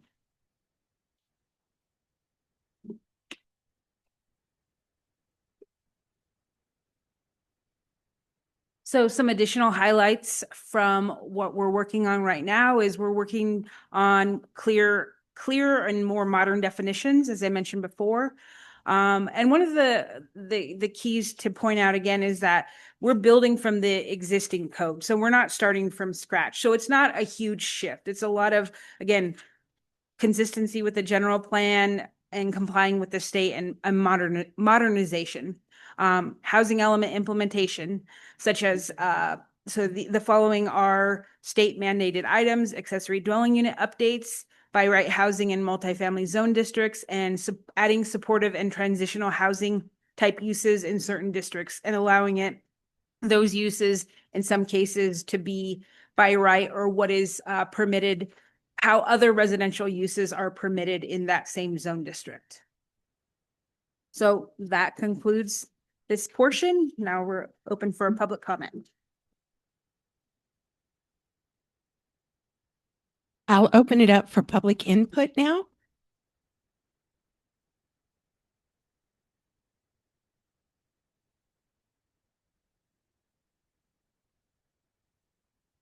We'll move on to design standards. Okay. So design standards. So design standards or community character. So why do we need design standards? So these will reinforce Yreka's small town character, ensure future development aligns with community expectations. Again, those community expectations are coming from the general plan and also some additional public input that I'll talk about in a later slide. And they'll help preserve and celebrate local identity. So one of the things I wanted to mention is that we are creating objective design standards. So this is one of the requirements that comes from the housing element as well. And what are objective design standards? So objective design standards, also known as ODS, provide a clear set of design requirements for new development that are measurable and definitive, as opposed to subjective guidelines that require interpretation. So one of the things to note is that objective design standards doesn't mean that a developer can do what they want. It means that you set these very clear requirements that are objective, and as long as they meet those requirements, they can move forward with their development. So, and I have some differences between guidelines, which is pretty typical or what was done previously in a lot of jurisdictions, versus objective standards. So guidelines are subjective. They have preferences, opinions, and there's a lot of interpretation that goes into guidelines. Whereas objective standards are objective, they're facts, they're verified, and you can make a clear decision. Guidelines are recommendations. They're not as enforceable, whereas objective standards are requirements and very enforceable. It's very black and white. Do you meet it or don't you meet the requirement? Guidelines are open to interpretation and they're difficult to measure and verify, whereas objective standards are measurable and verifiable, and they take the guesswork out of for staff. So it's easier for staff to review a project and determine if it's complies with the requirements or not. And guidelines typically use words like should or may, whereas standards use language like shall, must, or is required to. So some of the elements of objective design standards include building design along with site elements. So for building design, that's massing and articulation, roof design, building details and materials, and very specific architectural elements. So those types of elements that make up a particular architectural style. Some site elements that are regulated under objective design standards are landscaping, parking location and design, outdoor lighting, and building equipment and service areas. So I did want to mention that these standards are being written to take into account public comment. So we had a survey that was open to the community from February 24th through April 6th that asked a lot of questions to get input on what the community liked or didn't like. We had a total of 62 respondents. 86% of the respondents live within the city. 44% work here, and 7% visit occasionally. So it was a good proportion of the respondents live here in the city. And some of the key takeaways from the community survey is that there's a strong support for preserving historic character. There's a preference for traditional small town architecture. There's a desire to avoid cookie cutter subdivisions. And there was an emphasis on the importance of walkable, attractive neighborhoods. So again, as I mentioned before, this survey input is directly shaping the structure and content of the city's new design guidelines. So a little bit more on this input. So this is just a summary of some of the comments that were received. So these quotes are received directly from individuals who responded in the open-ended section of the survey. So retain Yreka's historical and Victorian architecture, avoid generic in-tract home style development, encourage buildings with character, porches, variation, and preserve our historic Main Street. And again, these themes will inform the objective design standards. So some of the historic architectural styles to be highlighted: Victorian, Craftsman bungalow, Italianate, Western false front, colonial revival, and farmhouse ranch style. And these styles will form the basis of these new design standards. So what will this document look like? So right now, the plan is for this to be a standalone document that'll be for easy reference, but it will be formally incorporated by reference in the zoning code. So that way it can be implemented. And it will provide objective, enforceable design criteria as mentioned before. And the document will include photo examples, illustrative diagrams, and sample elevations, and call out do's and don'ts. And so this is just an example of what it could look like. So this is a page from a document we prepared for the city of San Clemente. And one thing to note is we did take the approach of the written words that are there on the left are also in the zoning ordinance. And they wanted to do it that way because they preferred not to have so many images in their zoning ordinance. But we wanted to make sure that we provided a visual guide to the community. So what we did is we took the requirements that were called out in the zoning ordinance and created a handout or a booklet for the public that goes through the requirements and then visualizes and calls out what's being discussed there on the left-hand side. So this is building design standards. And this is an example of architectural design elements. But just to give you an idea of what these could look like when they're completed. So timeline and next steps, and this is for the Title 11, 15, 16, and the objective design standards. So right now we're gathering public input and drafting the documents. We're hoping in the winter this year into spring, we're going to be drafting code chapters to be released out for public review, shooting for spring of 2026 for planning commission hearing and summer of 2026 for city council adoption. And community input is ongoing and feedback is welcome. And this next slide just outlines how you can participate. So if you go to the city's website and go to the, sorry, I kind of outlined these things. You can, you all know how to participate, share your priorities for future growth, identify challenges, especially if there's challenges that you've encountered in trying to open a new business or build an addition to your home. Those are the kinds of things that can only be improved by changing the zoning ordinance. So we also ask to attend future workshops and hearings, and that will be posted on the city's website. It's here. If you scroll down on the planning page, we'll put information on when future hearings are occurring. And then if you want to submit comments, I put Juliana's email there. I just wanted to let everyone know, we also will be hosting a farmer's market booth at every farmer's market. So Sarah Chaffee, our resiliency planner, is really heading that up. But we will have some outreach related to the general plan at those tables, probably not this Friday, but we will in the future. The other thing to note really quick that we didn't call out for the design standards, this would not apply to everyone. So this does not apply to single family homeowners. This does not apply typically to duplexes, triplexes.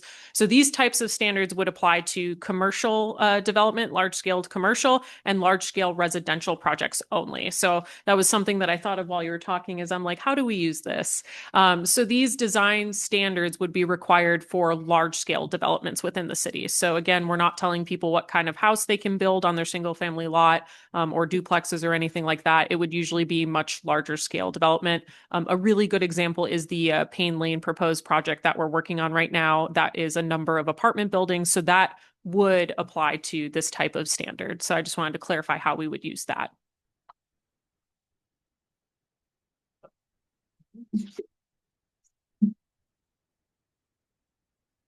Thank you so much.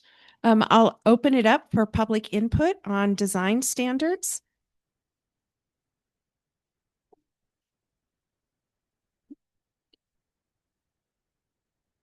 It's a lot of information to absorb. So I'm actually going to bring it back to council at this point in time for just general discussion.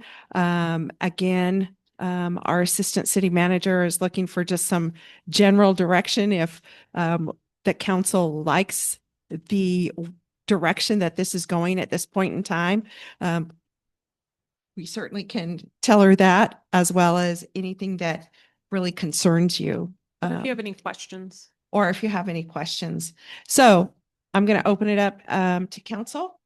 Mr. McCoy? Thank you. First of all, I want to thank both of our city managers, past and present, yourself and staff that you've worked with for guiding this along. This general plan has been a long time. I've been watching it unfold now for probably a couple of years, and I appreciate all the input that people are getting to have. And it is something that is important to help us to give guidance to people who want to build here. I appreciate when we talked about home-based businesses that there are two things people don't know. And I didn't think about it within the city, and that is that if you would like to have a home-based business, you need to have a permit for that home-based business through the city, because you are taking advantage of being in the city and being able to sell things. But we have bakeries that are home-based in the city. I have a bookseller that is one door across from me, and I never hear a peep. It's quiet as can be. You wouldn't know what's going on there. And that bookseller ships all over the United States, and they ship very, very rare books, because once I found out about them, I have bought several books from them, but they sell first editions as well. We have jewelry. We have doll sellers. I know a doll seller on 3rd Street. I can't believe what this person has told me over the last 7 years they have sold dolls and doll parts. And then we just have general parts sellers for whether it's an old Harley parts or old car parts or old parts for GI Joes or whatever. And so and you just don't know who's living next door to you. You don't know what they're doing. But it is definitely fascinating. And I appreciate the fact that you are trying to protect that and to protect us in our neighborhoods. I noticed I appreciate the highlights of cultural heritage and identity, and I appreciate that because I know that we've talked about this several times before in council when your department's taken comments from people and input. The other thing is supporting the social engagement, getting not only from the adult public specifically, but from YHS students, JSS students, and SDA students. So you could get what those of us who are, I will just say, are more mature, those of us who might think differently than a 8th grader or a senior in high school or a 5th grader, you've gotten our ideas and taken our identity, and then you have also melded it with other people who are maybe not quite as mature as I might be. And use maturity to mean age, not anything else. the whole thing with diversifying the city's economic base, again, something that the council's asked for, something that public has asked for. When people chat with me, they go, why can't we get this? Why can't we do that? The identification of locations for things, designating appropriate areas for infrastructure, is wonderful. The civic, health, and cultural centers and the community neighborhood, although, yeah, we do walk up and down, and I like Miss Osborne say, "Oh, how you doing?" Blah blah blah blah blah. But it's nice to know that we want to continue that, and that the city sees that, and that the council hopefully will follow along with that. The language within the zoning terms is important for people. I know been working on a project now for about 18 months. Very helpful to have that. Also, the mandates from the housing elements. People tend to think that that's something that we as a city are putting together. We're not. That's something that comes down to us, and we just have to make sure that builders and businesses within the city understand it, as well as the use permitting. But I think you did a wonderful job. I look back and look at what you put together with what we want, and I say we as a community wanted, what the respondents said, the being self-supportive, being able to be free of being able to reduce natural hazards and wildfire and that sort of thing. And I do want to commend you, and I want to thank you for all the hard work you've done. I know there's a lot more to do, but I appreciate it so far.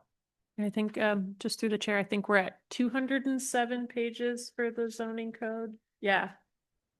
And we're not done. So. It just informs where we're going. Yeah. Is what it is. Because you're getting from us, well, we want A, B, and C, and you're not telling us, well, you're not going to get it. You're going to get D, E, and F. You're saying, okay, you want A, B, and C. That's what we see. We appreciate that. And so thank you very much, both of you. Thank you. Thank you. Councilmember Davis?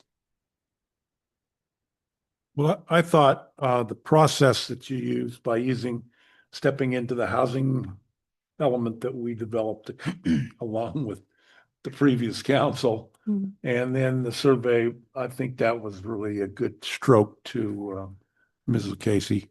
I appreciate that. And I think you've got a good program going. Keep it up. Thank you. Councilmember Middleton? Thank you. Just a couple of comments is that as a real estate professional and broker, is a lot of my colleagues and people in the business and working with clients get very frustrated when you have a piece of property and it's like, what can you use this for? And as you're saying, they come in and then you have to turn 9 pages to figure out what a client can use that property for. So it's going to be very helpful for real estate professionals in this town to be able to them a table if they use it. Yes. Don't do that. And just actually to have it at their fingertips. So it's not, so it's right there as they attach it to whatever the MLS or whatever. So they know that usage of, they can use that property for. So I'm very excited about that. I think everything looks great. I think, as a fourth generation and born and raised in Yreka, that Yreka can preserve its charm, not grow big, but also make the changes necessary to evolve as time goes on and in the future, and to set up a nice town for the future of our children and the people who are coming behind us, and even for the next city council. If you haven't gone to Central Point, look at what they have done with their downtown, how they've evolved, how they've changed it, and how that city is as booming. And they did a whole design standard and redid that whole downtown area. So if you haven't visited Central Point in a while, it's worth a trip to go visit Central Point, Oregon, and see what actually one of our locals who does live in our community is a city manager and has brought that city to where it is today. So what a great town he has built in the downtown area. And I think where we could get there, and it's just supporting it, and it's having the tools in place and the plan that you have provided us and the council and the city managers, and the vision that has come the last few years since I've sat here to move us forward. So thank you very much. Yeah. Very excited. Thank you. Councilmember Claire? Yeah, thank you very much. This is laid out really well and it's informative, but not, I mean, it's a lot of information, but it's broke down really nicely. So I appreciate all that. And I agree with everything everybody said so far. And I also really like how you guys emphasized growth, but while maintaining the feel of Yreka, because that's really important to utilize what we have, I feel, but maintaining the small town feel of Yreka is what makes it special, in my opinion, and how you're gonna find a way to do both. But did a great job. It's well done. I appreciate it. Thank you very much. Thank you. Thank you. Well, I echo all the comments of my fellow council members. I think you've just done a great job with this document. It's a lot of information to absorb. And I am personally most excited about design standards. As you know, we've had several conversations about that. Design standards with the idea of really keeping Yreka's charm and character just very unique for Yreka. So I appreciate all of the work that's gone into this. And as you've said, this is not the end. This is just one more step in the process. So the community will have plenty of opportunity to provide input at the farmers markets as well as other ways. And so I just want to commend you for a job well done. And I really like the direction this is going. Thank you. All right. Thank you guys so much.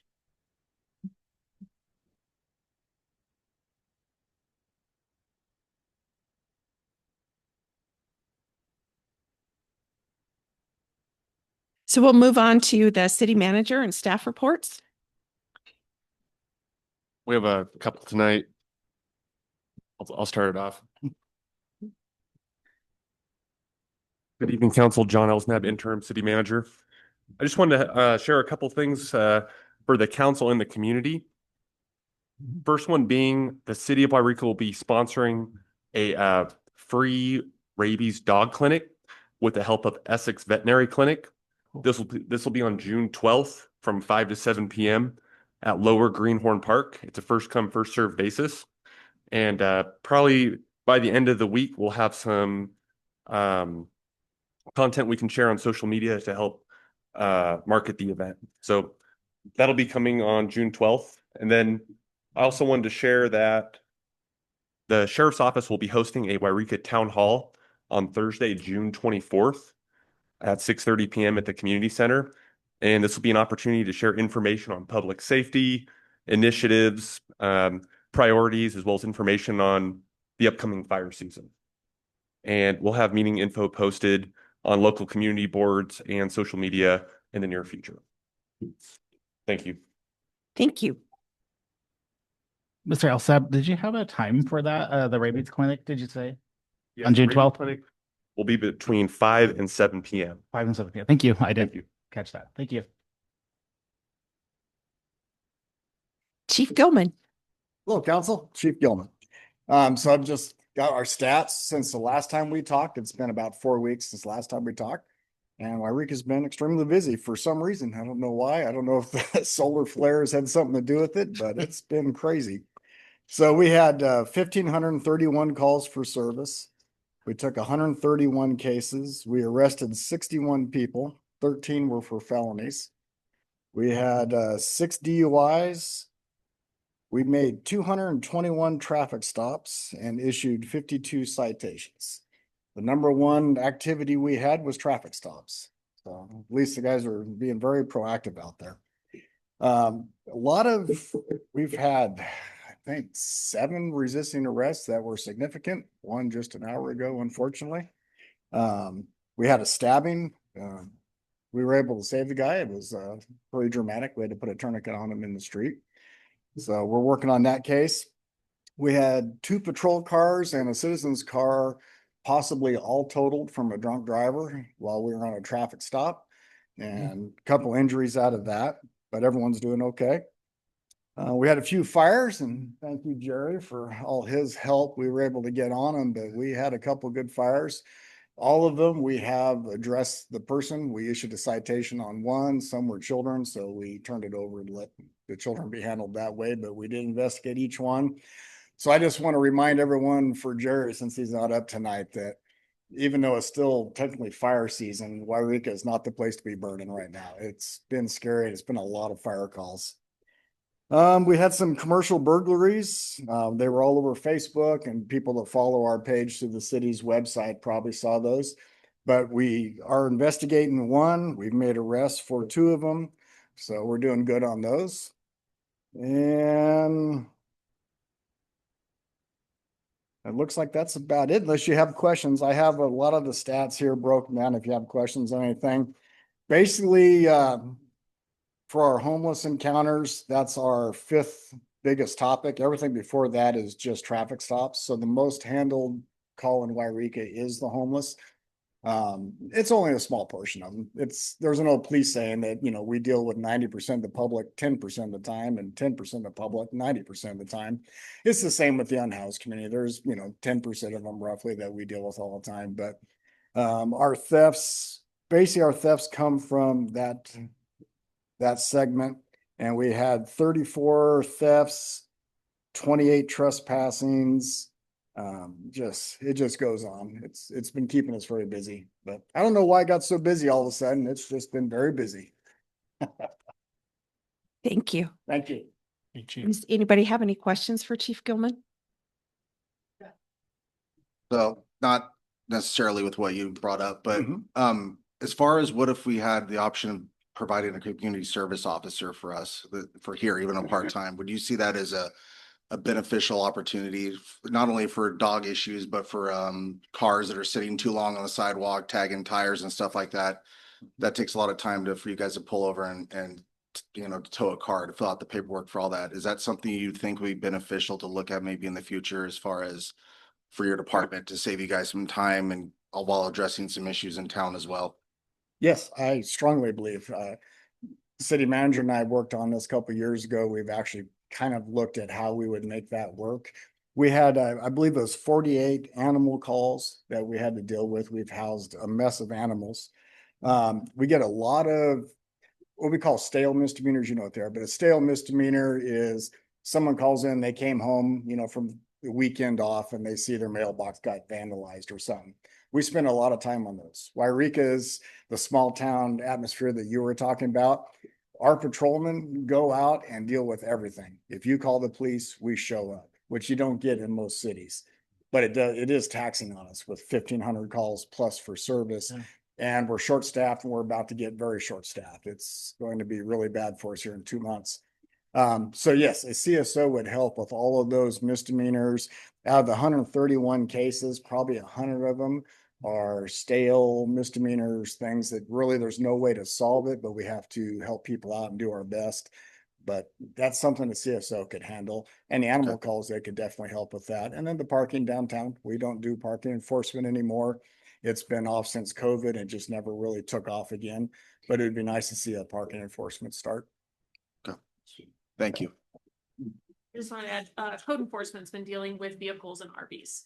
So if people do have vehicles that have been stalled out on their streets for a significant amount of time, or, a lot of things blocking driveways, please report that to code enforcement. We are responding to those. Thank you. You betcha. Any other questions? Yes. Chief, I know you're dealing with a lot of animals. I know you're dealing with a lot of animals because I see it on Facebook and later we see them on internet. That's okay. How long do you keep an animal if it doesn't get adopted out or whatever else? How long do you typically try to keep it before you put it down? So I'm kind of the philosophy of the no-kill place. I would rather not put an animal down. I love dogs. Lieutenant Dirkson's more in charge of our animals, so he could probably answer it better than me. But I believe the law allows for 3 days. We have some dogs, like the dogs we captured from Greenhorn that caused all the problems. We still have that. It's been 3 weeks. We do everything we can to adopt them. We have a part-time kennel tech who basically her whole job is to adopt dogs out, and she does amazing. So we try, even though the 3 days I believe is our limit. If I'm wrong, please correct me. 5. So 5 days is our limit. we constantly extend that. We go well past that. Thank you. Thank you.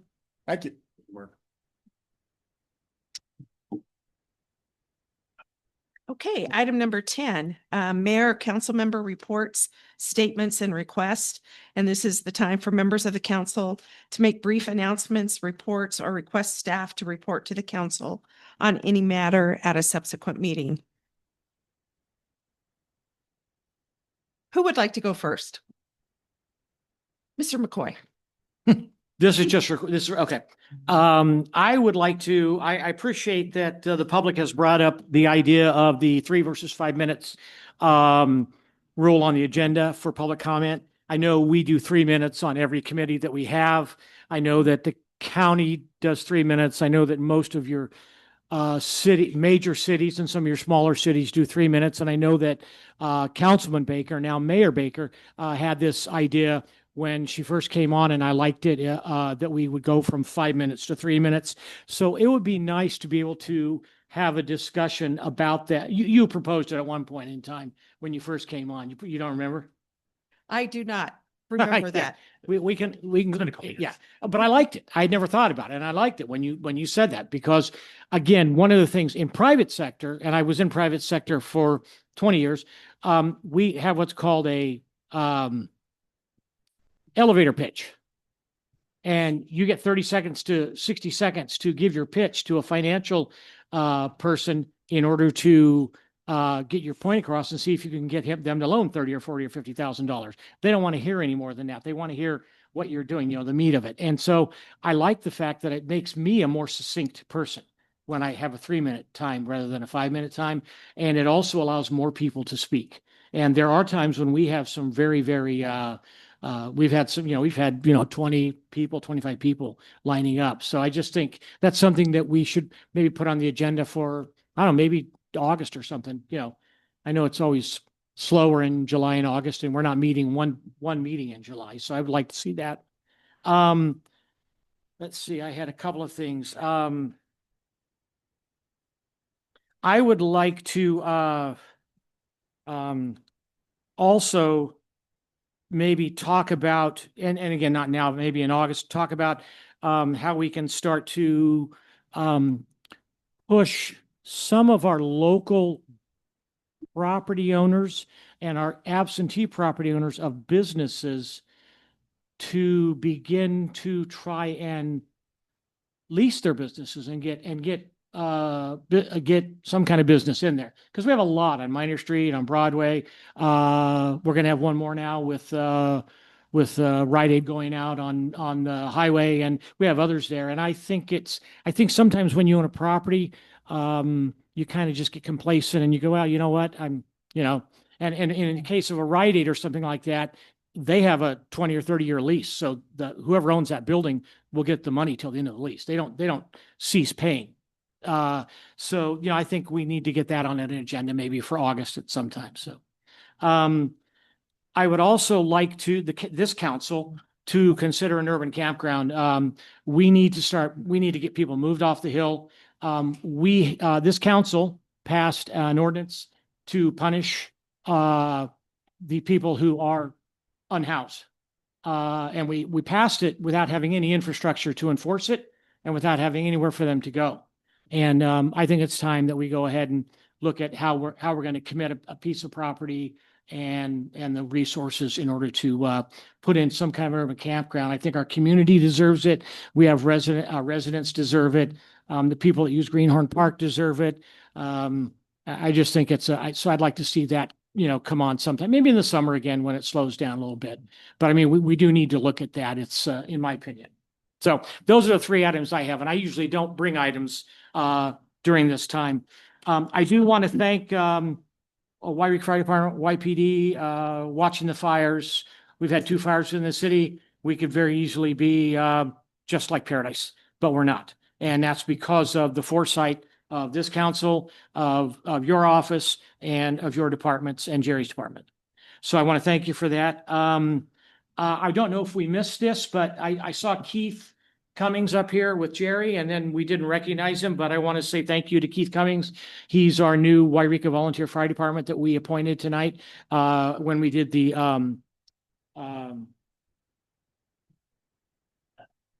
well, we appointed him tonight, and I want to thank him for it. Yreka Fire Department put on a great dinner on Saturday night. It was fabulous. I saw Councilman Davis and Councilman Baker there. I think they still had quite a few places open, but it was well attended, and I think they made some good money. The farmers market last Friday was good, although there were only 5 booths. The 5 booths that were there were good booths, and it was a lot of fun. So I want to thank the farmers market for that. And then one last question. This probably goes to you, sir. Will the DA, Mr. Andrus, will he be at the Yreka Town meeting with the sheriff, or will he be absent from that? I would have to check. Yeah, I would be nice to know if he's going to be there, because it makes a big difference, because nobody does, the police department, the sheriffs don't do anything without the DA's backing. I'm pretty confident Sheriff LaRue will be there, but I can check on the DA. That'd be, if you find out, maybe just send us an email or something like that. Absolutely. Thank you, sir. Don't mean to put you on the spot. Thank you very much, Madam Mayor. Thank you. Didn't mean to take you by surprise. But I thought it was good. Councilmember Middleton? Let's see. I think all of us were there to attend the,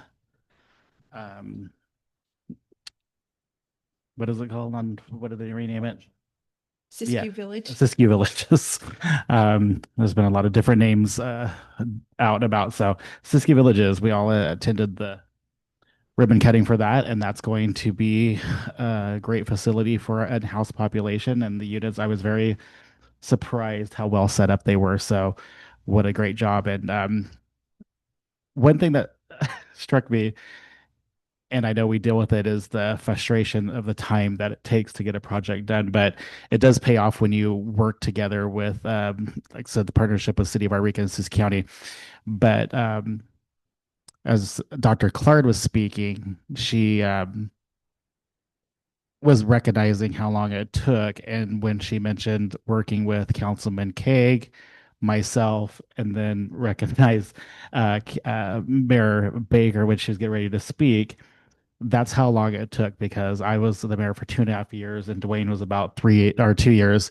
So we started work on that over 4 years ago, and it's finally nice to see it. But that's when people say, you need to get this done. You need to get this done. We work on something, but then it takes a very long time.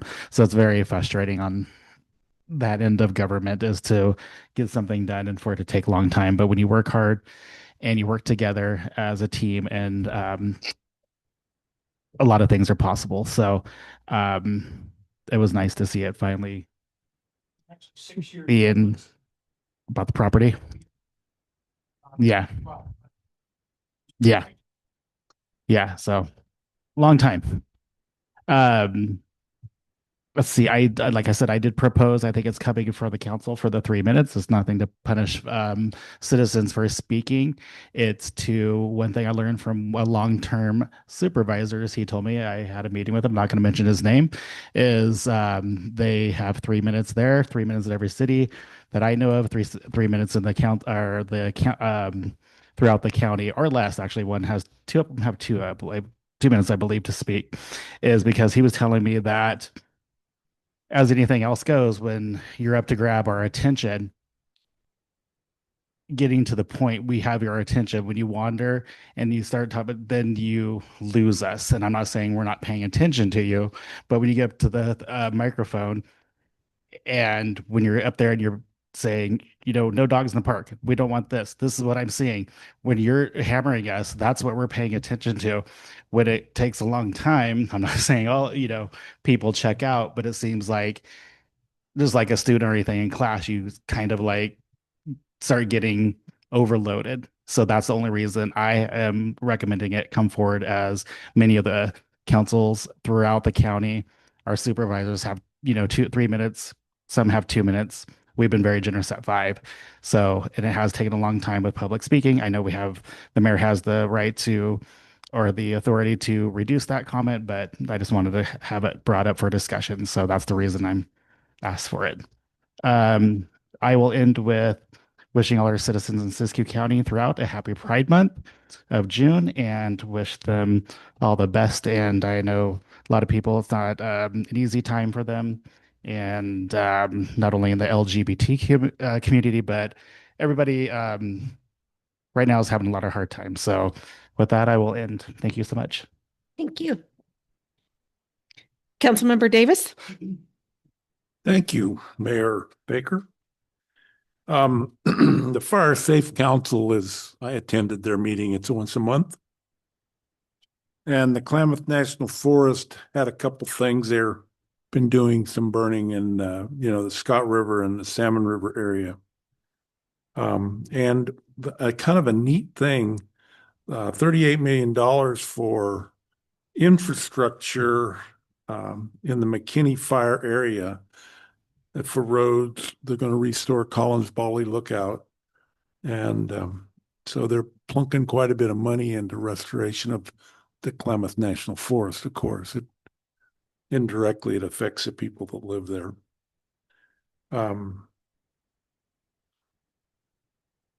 So they're getting up and running for their firefighting in June and July. So, and CAL FIRE made a report that they're getting close to being complete with the Greenhorn project, and our Sarah Resilience Officer, Sarah Chaffee's involved in that, along with Mrs. Casey. And that'll be, they're going to be doing some burning there too, up in Greenhorn Park.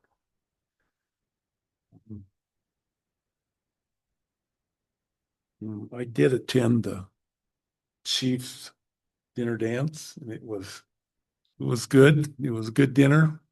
It was catered locally. That's another good thing. So, the Chiefy did a nice job. And that, I think the last thing I have there is that the curtain burner that we've been using to burn our greens brush and stuff is shut down, and we all got that message at 31st. So they will reopen that when the fire danger drops down, probably next fall sometime. I attended the pallet shelter dedication, and I believe that Mr. McCoy and Mr. Middleton and Mr. Cake did a nice job on that, getting that property lined out. I kind of think that I heard that the original plan was to put a campground there, and then as it developed, it got to be better. And Mr. Middleton spoke about the pallet shelters. Guys, that was a whale of a project. I think that's going to benefit our homeless in the city of Yreka a lot. So thanks a lot.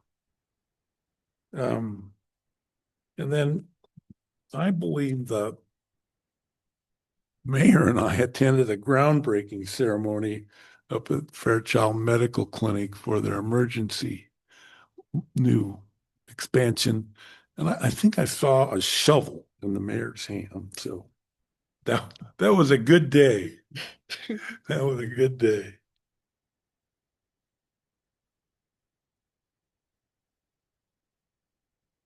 And I believe, Mayor Baker, I'm complete. Thank you.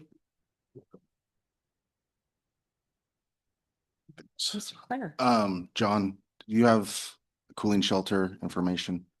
Yes. I didn't mean to put you on the spot, but I didn't write it down when you told me earlier. No worries. I talked to the Siskiyou Resource Center, and they are open right now. They said if someone needs to come in and use the center as a cooling shelter, that is available.